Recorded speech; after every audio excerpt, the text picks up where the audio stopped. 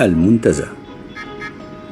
مرحبا بكم معنا في جولتنا الحرة في زيارة إلى المنتزه. فلكل منا رؤيته الخاصة عند زيارة أماكن شهيرة ومحبوبة، وكل يرى المكان من زاويته الخاصة. ففي زيارتي للمنتزه بحدائقها وقصورها أسترجع الماضي الجميل، وكيف كانت الحياة في هذه القصور والحدائق في الماضي القريب. فمن خلال العدسة وبزاويتي الخاصة أتجول معكم في حدائق المنتزه، وأستعرض الكثير من جماليات كنا نحب أن نعيشها بمنظورنا الخاص، حيث نتذكر فيها ذكريات عديدة تكونت في وجداننا ومشاعرنا، حيث الهدوء والشعور بالأصالة والتاريخ.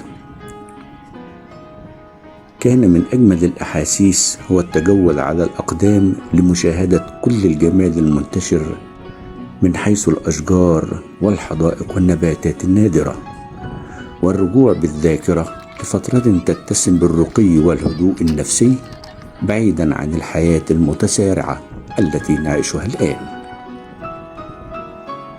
فكل جنبات المنتزه فيها ذكريات، وقد سجلت بالكاميرا بعضا منها حتى أستعيد حياة لن تتكرر بكل ما فيها من جمال وأماكن أصبحت من الماضي.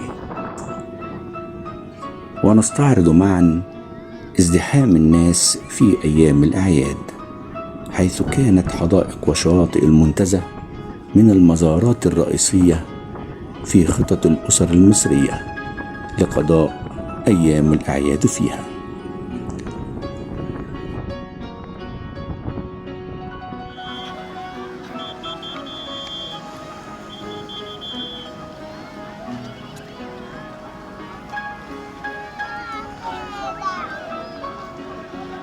فكلنا نتذكر الصخرة،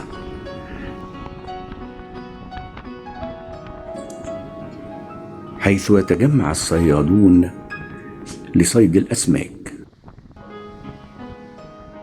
والاستمتاع بهواياتهم وسط جمال الطبيعة التي يتميز بها هذا المكان الخلاب.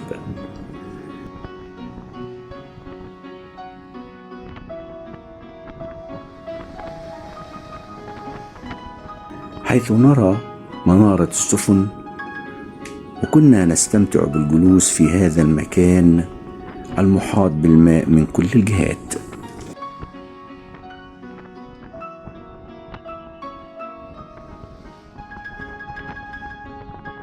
من أجمل المناطق كوبري جزيرة الشاي، أو ما يعرف بكوبري المنتزه، حيث يربط ما بين حدائق المنتزه وقصر السلاملك والحرملك من ناحية، وجزيرة الشاي وبها كشك الشاي والصخرة والمنارة من ناحية أخرى.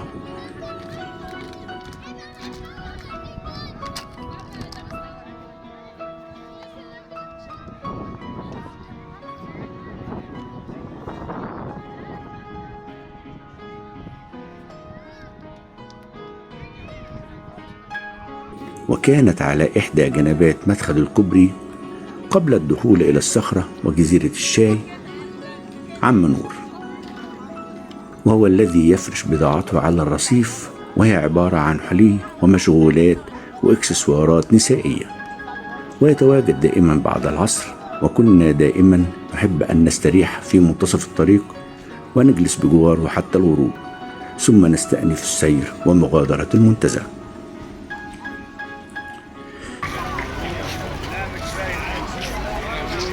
باشا دي حاجة حلوة كده، معايا ده شيء لؤلؤ طبيعي، سلف طبيعي، حاجة نادرة. انت عارف انا رحت لأحمد الزويل الله يرحمه، وعد الهاني عزيز باشا. وبعدين حاجة مش حاجة لطيفة، حاجة نظيفة وحاجة حلوة ورقيقة. كان عندك حاجة توت؟ فين هي التوت؟ توت اصلا يا باشا.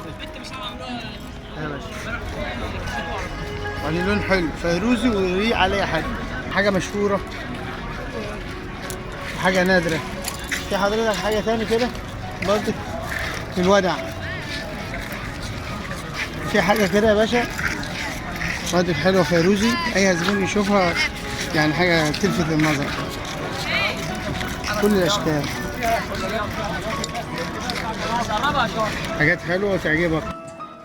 وفي أثناء مغادرة المنتزه نستمتع بالأنوار التي تحيط بالمكان وغروب الشمس، والمصطافين وهم يلملمون حاجاتهم استعدادا لمغادرة الشاطئ، والسعادة ترتسم على وجوههم حيث شعورهم بقضاء يوم سعيد جددوا فيه نشاطهم وحيويتهم.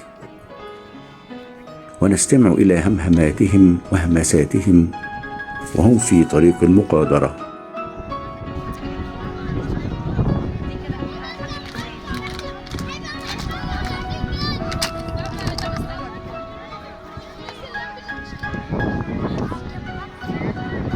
ونرى الأمواج التي تلامس الشاطئ ليلا أمام فندق فلسطين، والاستمتاع برائحة البحر والإضاءات الخافتة وجمال الليل مع صوت الأمواج، والتي تدعو النفس إلى أخذ قسط من الراحة والهدوء.